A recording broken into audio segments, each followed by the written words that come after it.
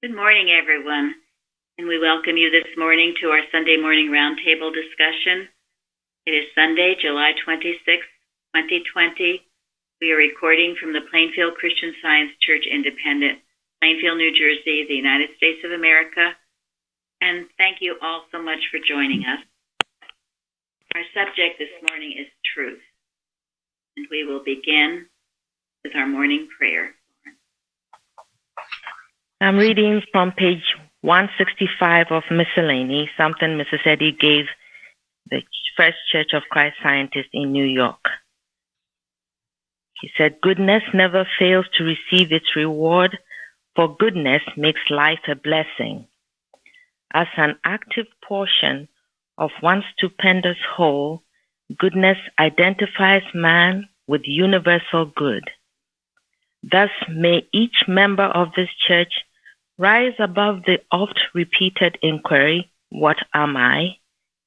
to the scientific response, 'I am able to impart truth, health, and happiness, and this is my rock of salvation and my reason for existing.'"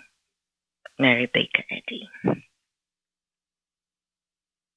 Thank you. Our watching point today. Watch number 475. Watch lest you try to do truth's work.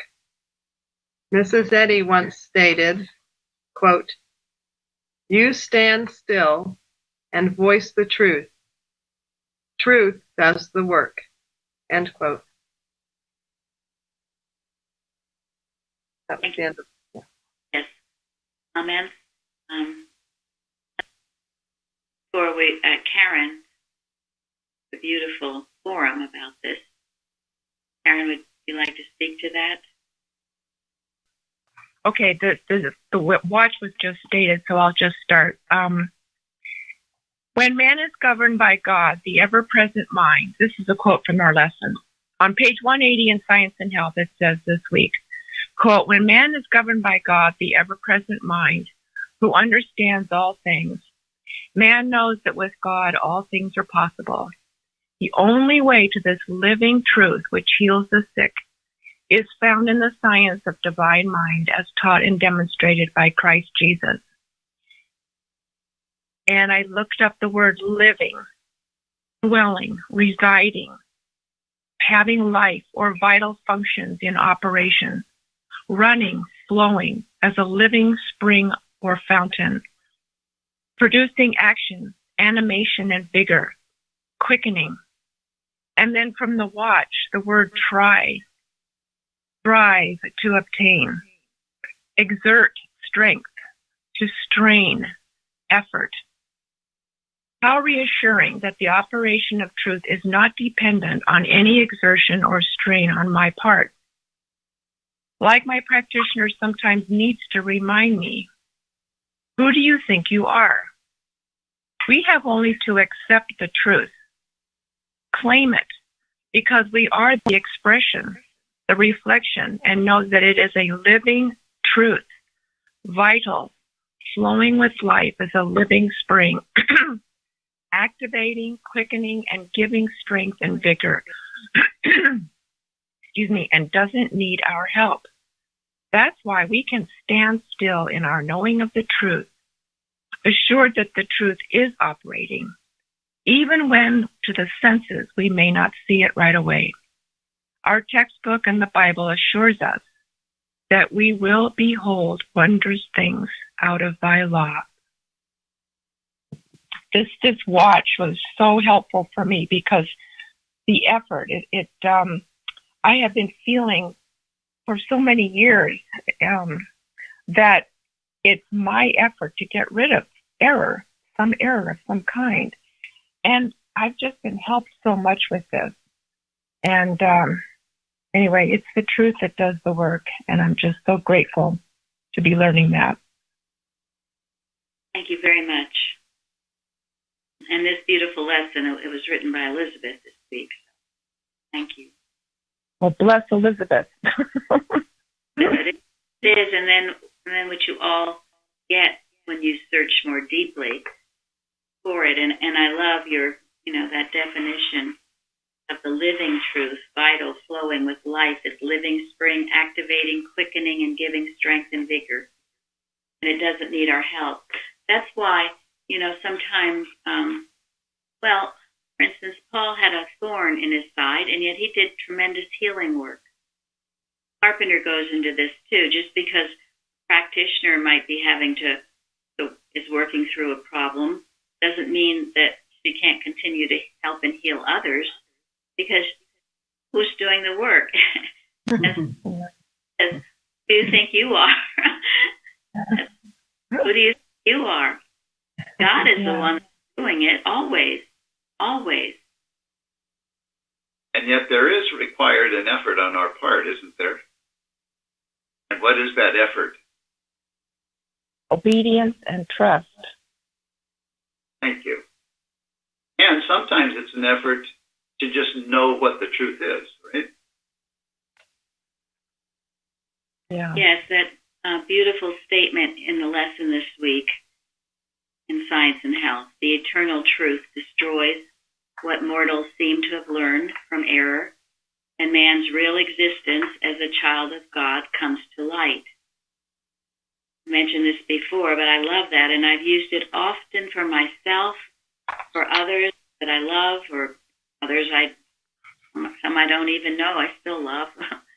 Anyway, this eternal truth is operating, and it is destroying all the things that you might have learned in your past, but you must be operating this truth. It is true.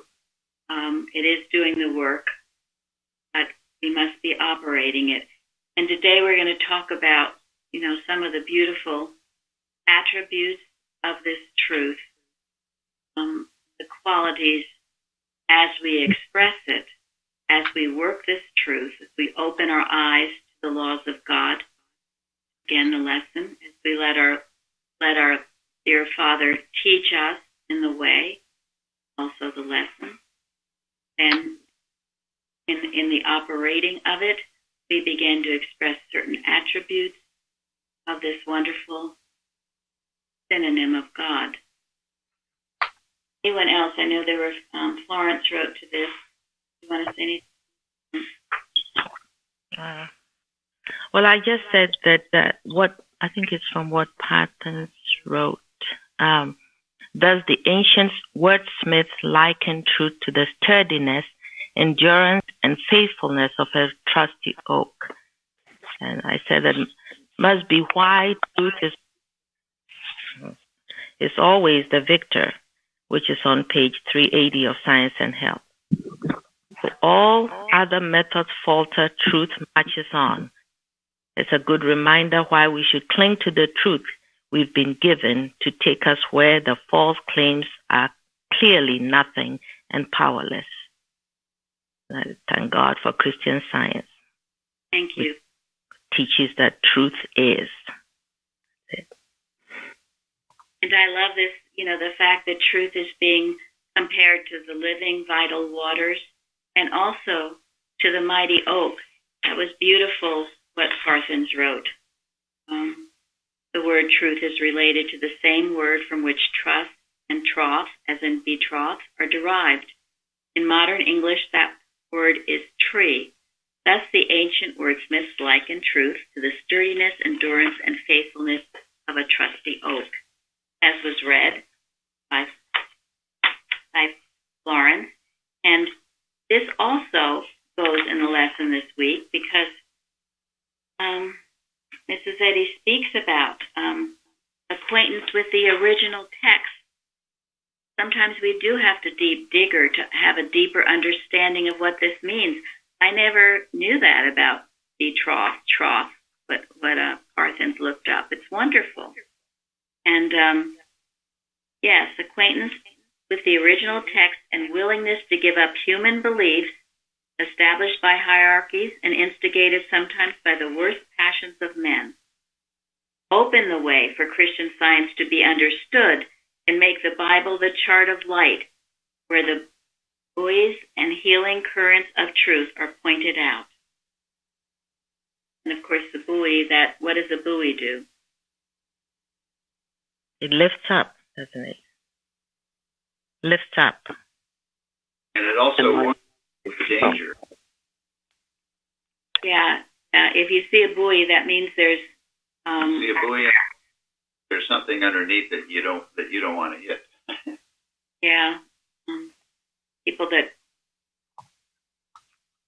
are on boats understand that. So it's warnings. Yeah, and it floats, it lifts up. That's very true. So in thinking of these beautiful ways to describe truth and that idea of oak, it comes to mind that beautiful Psalm 1. Blessed is the man that walketh not in the counsel of the ungodly, nor standeth in the way of sinners, nor seateth in the seat of the scornful. But his delight is in the law of the Lord, and in his law doth he meditate day and night. And he shall be like a tree planted by the rivers of water, that bringeth forth his fruit in his season. It also shall not wither, and whatsoever he doeth shall prosper. Now, isn't that the most beautiful picture of this mighty tree drinking up these living waters and becoming these truths? But as was just said, it requires obedience. What are some of the things the psalmist is telling you to do? Not to stand in the seat of the scornful, or sit in the seat of the scornful. Yes. Stay away from the negatives, from the doomsayers, from the false prophets. That's why, getting into anything that's not of God is not wholesome or healthy. Whether it's movies or, even investigating other types of religions or trying to figure out all the negative things people say about Christian Science. I don't know how that would help you when you could be spending your time in the truth itself. Oh, and it says that. And then what is his delight? In the law of the Lord. What does he do with it? Meditates day and night. Meditates day and night. And it is those people. And what happens to the people that are doing this?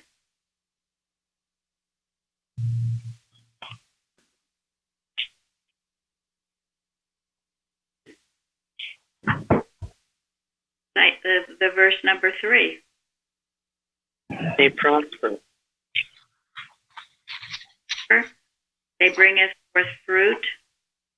And what does it mean that his leaf shall not wither? But last. Yes, it's lasting. And you won't wither either. You won't get all old and wrinkled. Why should we? Trees are such wonderful examples, aren't they? Aren't they just so beautiful? And their roots go deep down to get those living waters of truth. And one of my favorite poems of Mrs. Eddy, and I actually have many, and certainly her hymns are beautiful, but this is a beautiful poem. It's found on page 392 of Miscellaneous Writing, and it is called The Oak on the Mountains. O mountain monarch, at whose feet I stand, clouds to adorn thy brow, skies clasp thy hand. Nature divine in harmony profound, with peaceful presence hath begirt thee round. And thou, majestic oak, from you high guardest thou the earth, asleep in night's embrace. And from thy lofty summit pouring down thy sheltering shade, her noonday's glories crown. Whate'er thy mission, mountain sentinel, to my lone heart thou art a power and spell, a lesson grave of life that teacheth me to love the Hebrew figure of a tree. Faithful and patient be my life as thine, as strong to wrestle with the storms of time, as deeply rooted in a soil of love, as grandly rising to the heavens above. So isn't that a beautiful description of the mighty oak? And let it be a description of you as you imbibe this truth, as you let your go deep down and fill yourself up with the river of truth, active, vital, and you will be a peaceful presence. You will guard the earth. That's what we're doing in our watching. We're guarding the earth.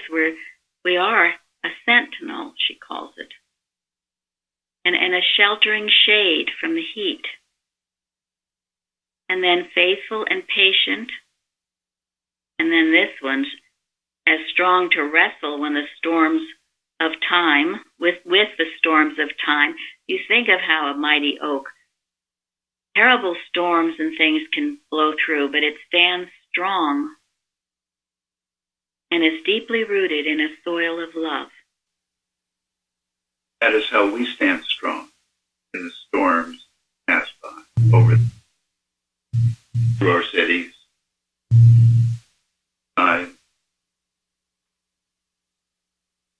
holding to the truth, the only way to make it through. How do we identify around us that which is true and that which is not true?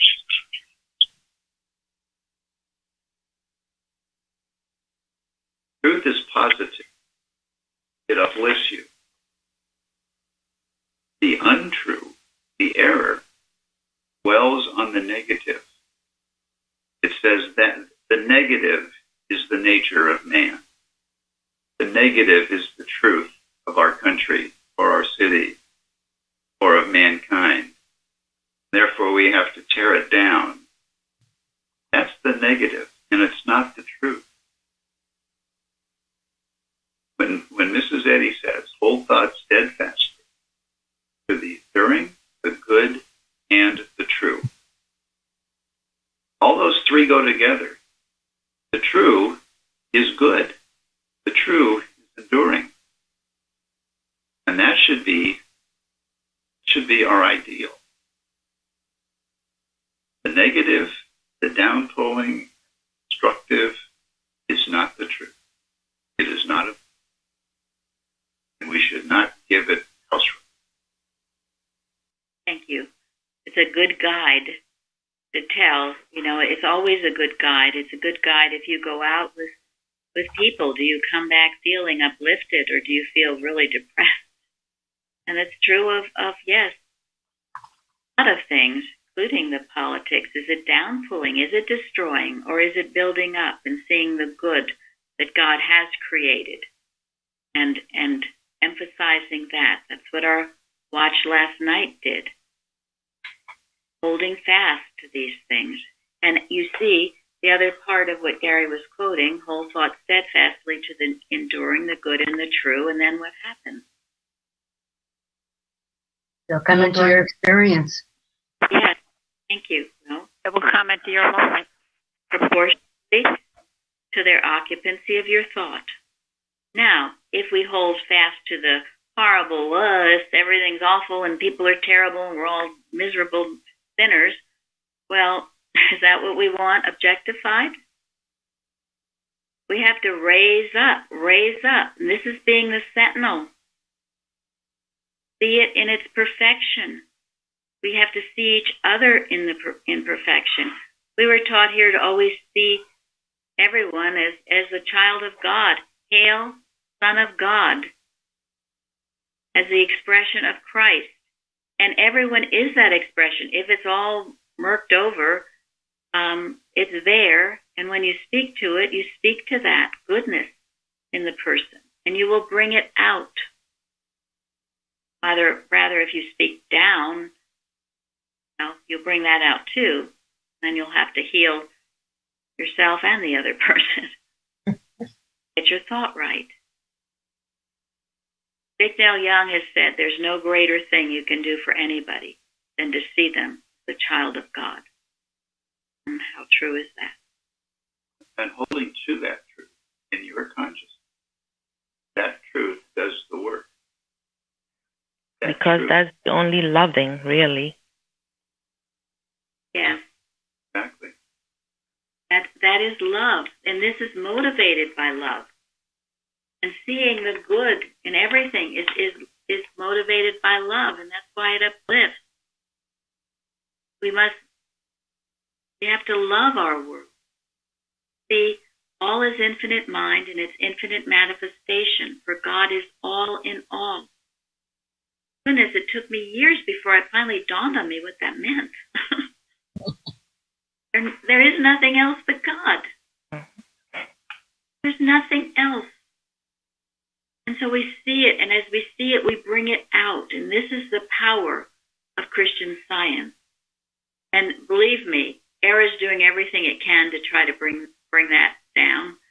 And certainly the organization tumbling down, because it's become a human money-making machine. Mike said that a long time ago, real estate.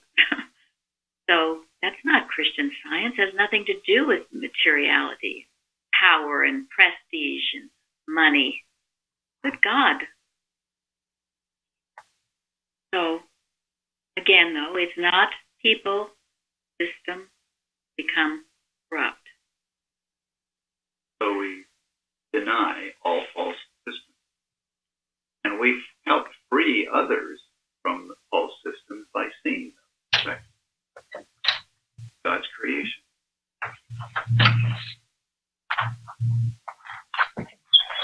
That's why it can't be just about healing our problems too. I think really sometimes when things are going on so bad, you might forget that if you would just think about others, that in itself might help you too. Absolutely. It is. Absolutely. This is one of the laws and principles of the universe. Thank you, Florence. Christian Science is not selfish. And all the people that come and all they want is their healing. Maybe there was a time and day for that, but right now, you will get your healing when, what did Christ Jesus say? First seek what? The kingdom of God.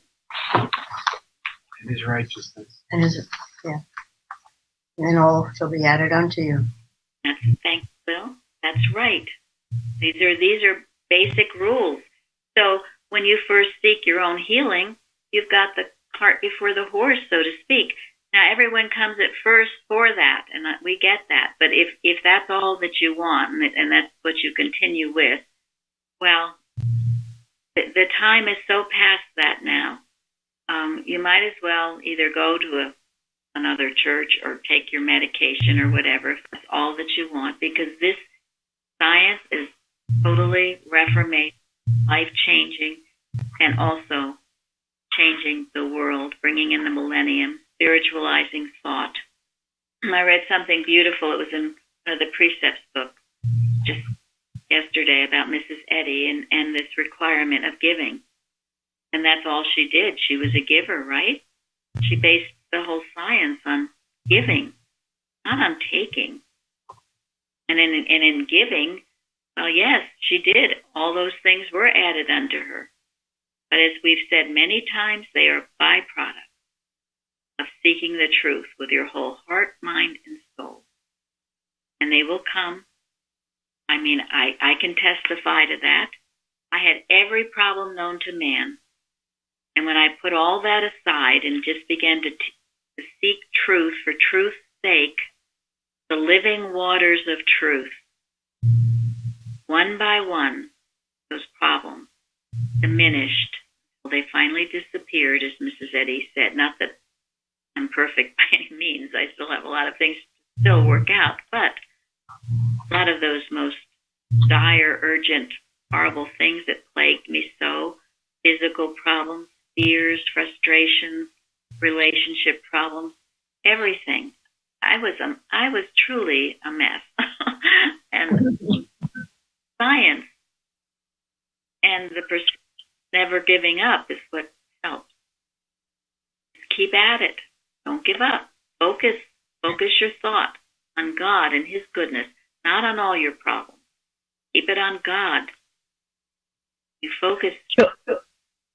Gilbert Carpenter. Go ahead.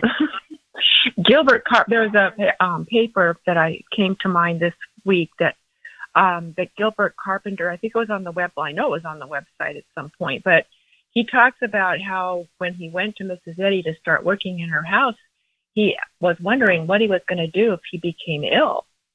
And when that happened, it came to him, it was revealed to him that to work for the world.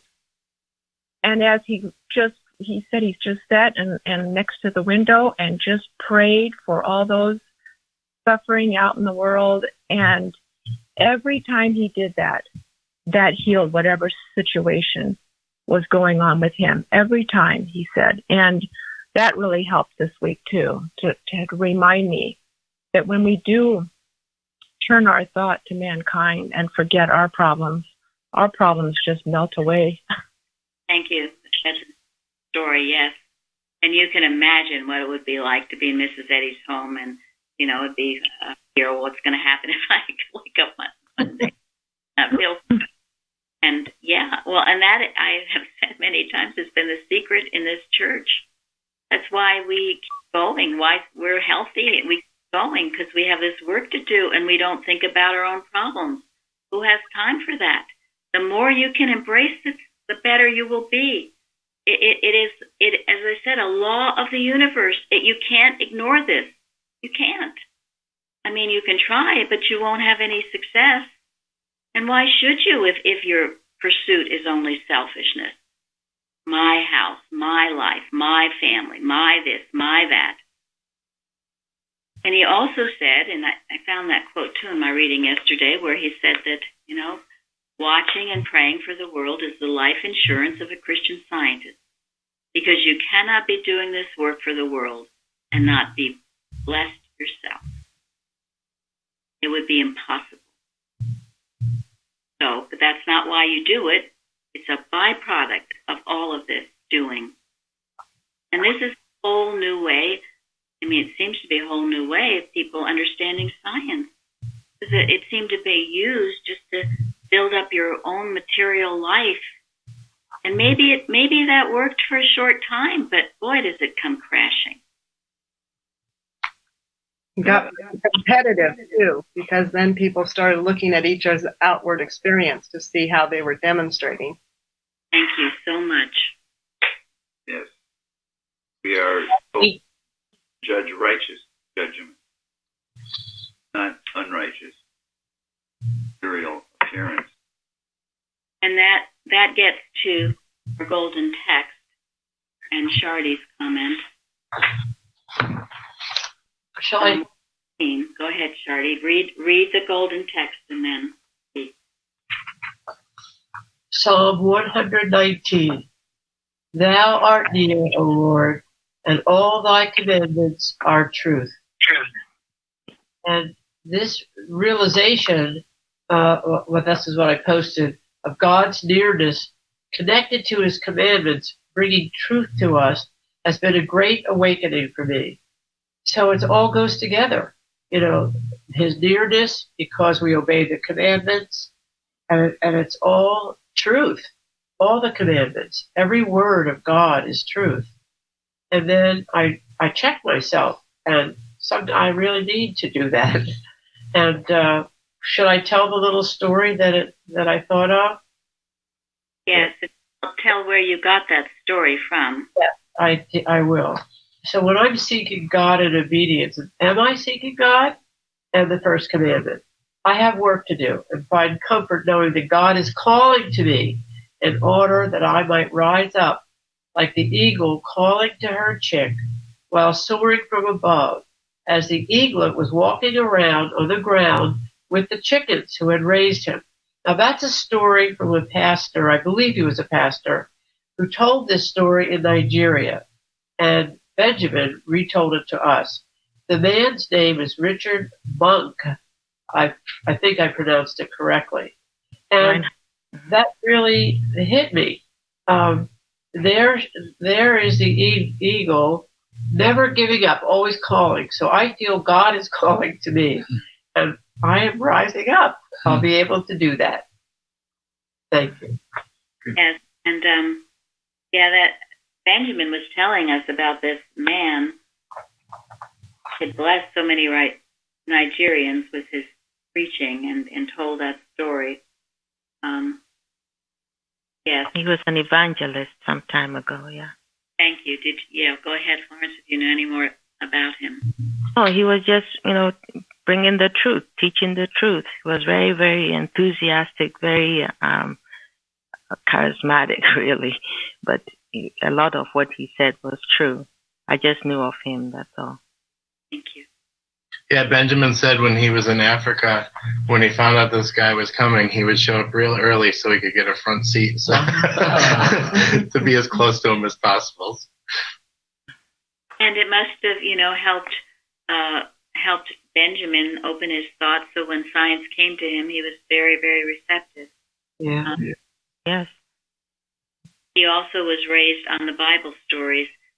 Someone I was talking to recently who's been raised in a very secular country, and never knew the stories. I mean, it's hard for her not to think of them as fables or Bible stories. And how sad that is. That has to be overcome. That's one of the eternal truth destroys what mortals seem to have learned from error, because we know the Bible stories to be so true. And that's how wonderful it is to teach them to the children as truth, as Benjamin and as Florence in Anna. They were alive to her and to Benjamin. And they were to me too, because my mother taught them to me. So I think they're really important, because it's amazing when you grow up, then when you look back, the real meaning of them, I mean, it's life-changing and great examples for, us to practice. At the time, it was exciting. We were going for the stories. They were nice stories, and we had pictures and all that. But now, the deeper meaning of all this and how relating it is to our living is profound. So, thank children should learn those stories. Yeah, and even the ones that sound so fearsome, everyone getting killed, but this interpretation of them has meaning to them. Sometimes you can see it's the error, the erroneous thinking that's getting wiped out and killed, if you see it that way rather than as people. And that's the value of our Bible studies. Before we know it, we'll be having again. And Mike on, because what Mike is going to prepare, we're going to get into more of Revelation this fall. It's so deep and something we all need to understand more deeply. So, and also in Shardy's forum, and it was what Linda was speaking to too, is this covetousness, this idea that's the 10 Commandment, thou shalt not covet. Yeah.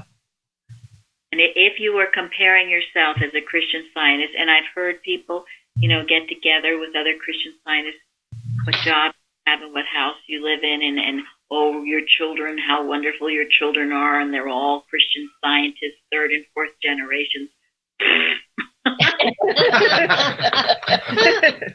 You've learned that means zero, zippo, zip, zip, zip. You don't inherit Christian Science. Work that way. And anything that cultivates that, and it's not just Christian Science, good grief, this is worldly. This is what the world tells you.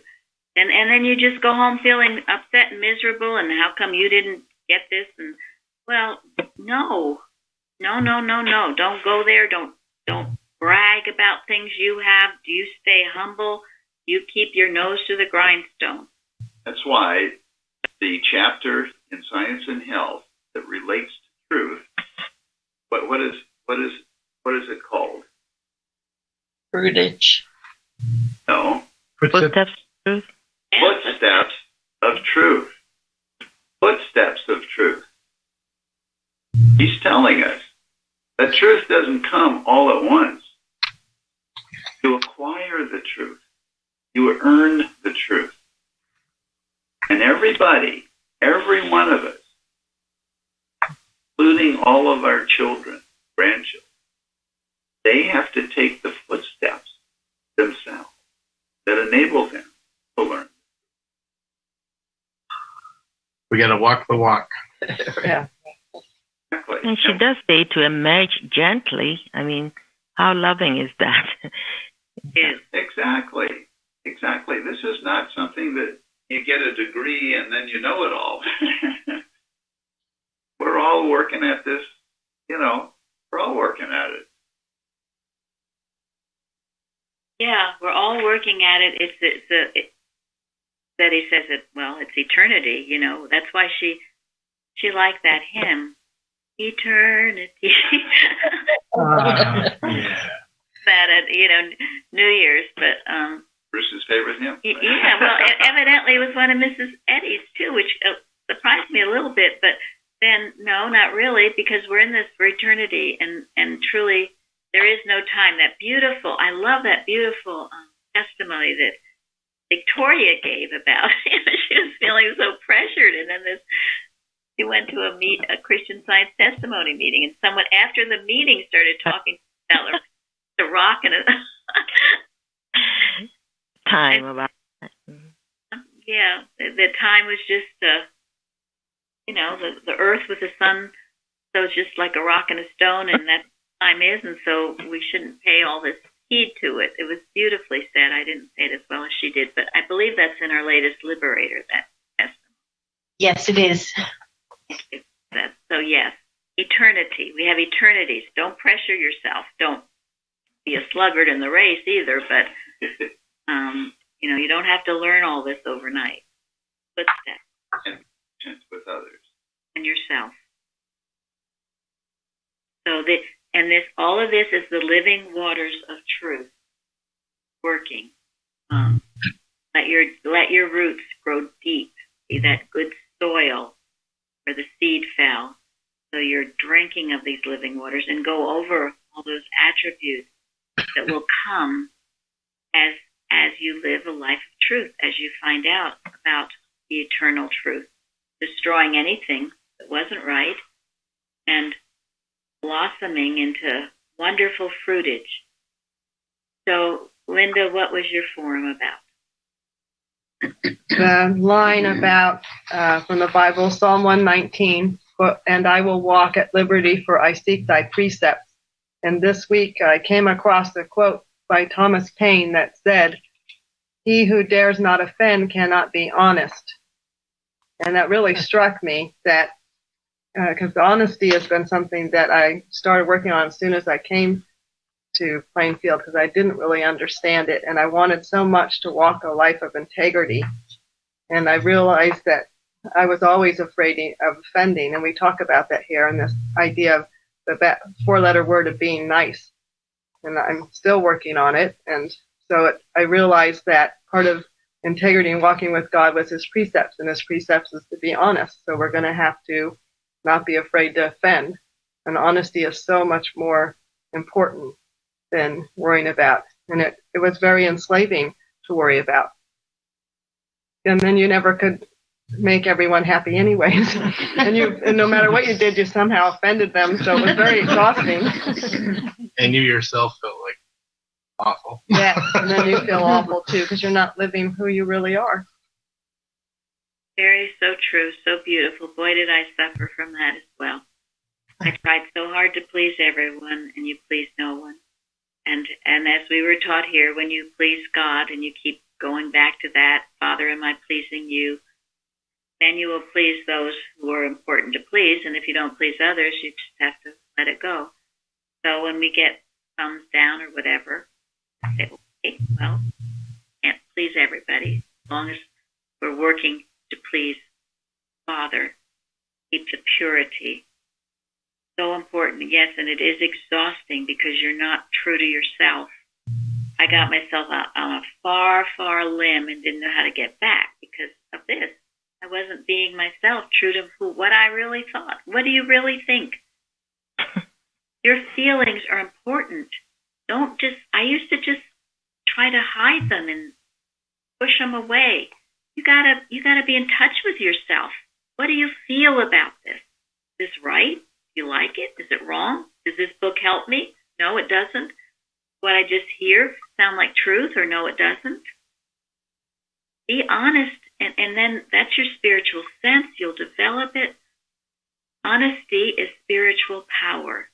Dishonesty is human weakness. And what is the penalty? It forfeits divine help. Penalty. It forfeits divine help. So, when you see people and you say, gosh, I know that person just said a terrible lie, well, you can also know he's forfeiting divine help. He's losing it. Teach this to your children. Always be honest. Honesty is part of truth. And also, see others as honest. And if you do this, you will not find dishonest people entering your experience. Well, it won't happen. You will not be a victim of dishonesty. Yes. You will no longer be a victim. You'll be a victor. And if you do find dishonest things happening to you, well, check yourself. Are you what Linda wrote in her forum? And are you, is very, he who dares not to offend. Now, that's why Mrs. Eddy has a masterpiece of an article taking offense. And so, most times when people are offended, what is offended? Personal Thank you very much. Yes, good. You knew that one. Your pride, your ego, that's what's offended. And when you're afraid to offend, usually you're afraid of offending their pride and ego. Well, that pride and ego needs to go. That doesn't mean you go around just telling people off all the time either.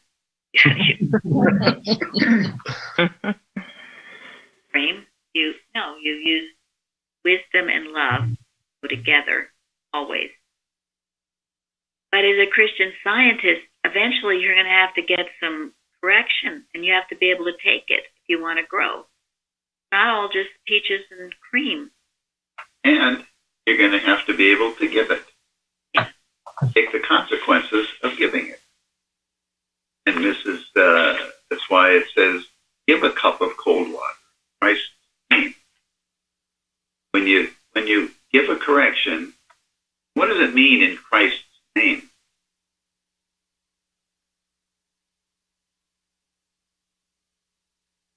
With love. With divine love. In Christ, in divine love. You give someone a correction out of 100% wholesome, unself, divine love. Never fear the consequences. There's a chemicalization. Well, that's good. Never fear that. Because that's where it is self. And the person is free. That's all that is. Yeah, and you know it. Pray before. If you have to give any kind of a rebuke, pray before, pray during, and pray after. Dear Father, doing this out of love, I know it will bless them, and then after you do it, know that it is blessing them. They can't react or chemicalize, even if they do it first. Okay, let it go, but then they'll come around and realize the truth and what you had to say. You don't just say it out of, if you say it out of anger, it's all wrong. It has to be motivated by love. And then, Joe wrote about this too. Through the wholesome chastisements of love, we are helped onward in the march towards righteousness, peace, and purity. Yes, and Mrs. Evans used to say she used to prefer to get a rebuke from her practitioner than to get something. She'd say from God. It's not really from God, but if you go on and on in a wrong on the wrong path, later things are going to blow up on you. So, better to take the rebuke. As Ingrid last week, Ingrid was talking about recently, about either through science or suffering, quoting Mrs. Eddy. Let it be through science. Take the rebukes, change, learn, get rid of pride.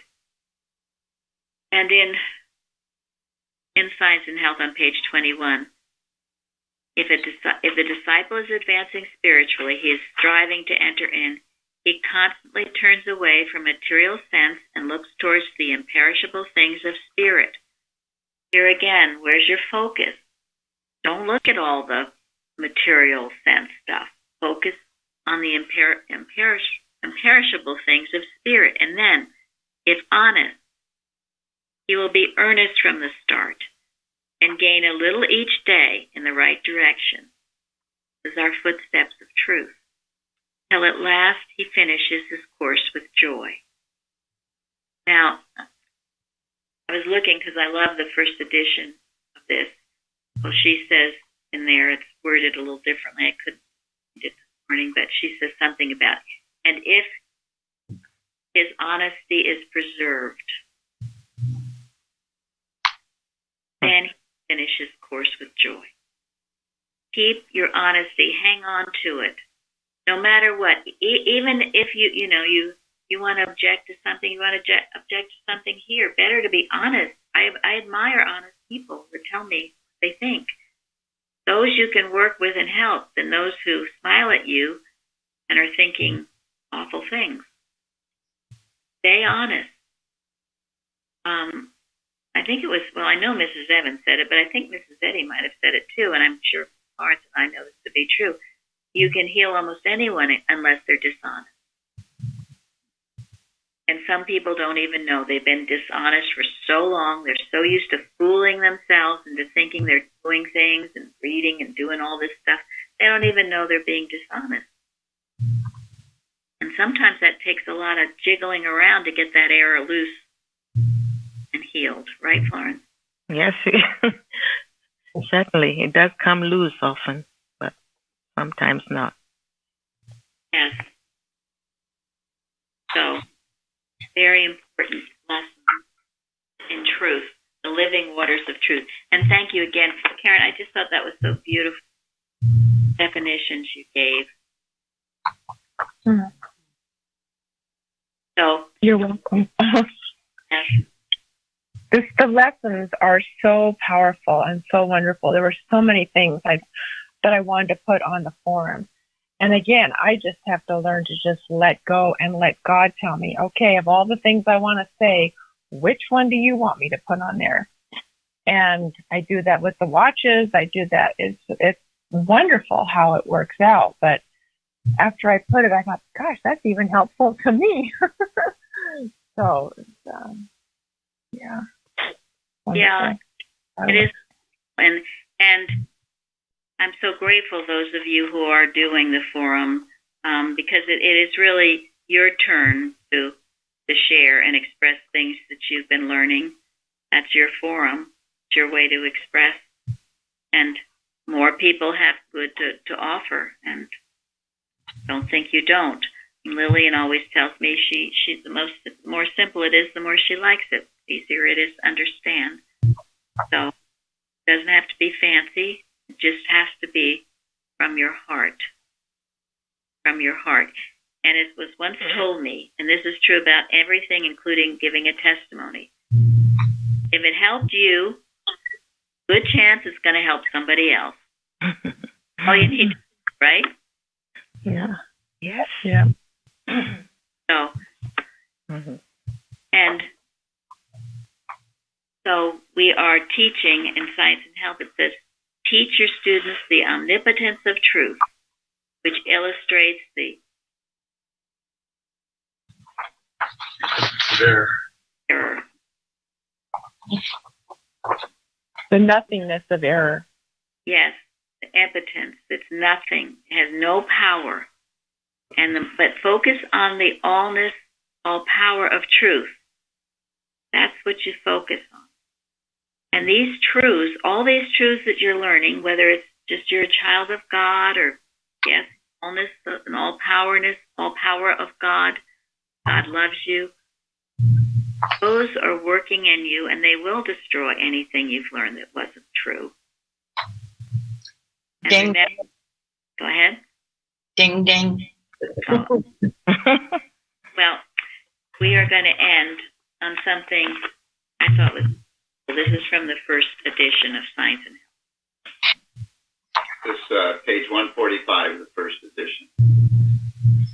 Shall we serve the old masters because truth has enemies and disturbs the tranquility of error? Wisdom has given us more foresight than this.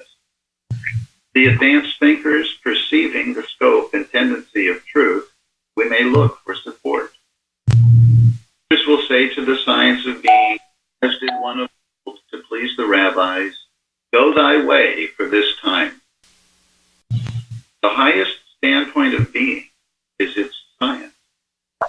But opinions, doctrines, and beliefs afford no demonstrable principle to reach it and enable man to work out his own salvation.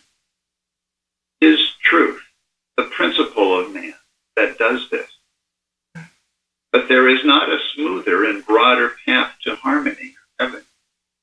And cannot Christianity be coupled with worldly peace and prosperity? The very nature of it is peace and blessedness, but its joys and triumphs are not earthly. They are passing away from matter to spirit. By this, we do not mean death, nor a sudden ecstasy, but the gradual fading out of material things, of earthly desire, possession, and pleasure, and the coming in purity, truth, and immortality. The demands of personal sense will grow less. The appetite becomes simple. Pride, malice, and all sin yield to meekness, mercy, and love, until finally the belief of matter yields to the consciousness that life is spirit, and spirit, God. All good thoughts and deeds are science that proceed not from a doctrinal basis, but is soul subduing sin, personal belief, personal pleasure, or pain, feeling all harmony, righteousness, and blessedness in our God being. Thank you all for joining us today. Yeah. Thank you.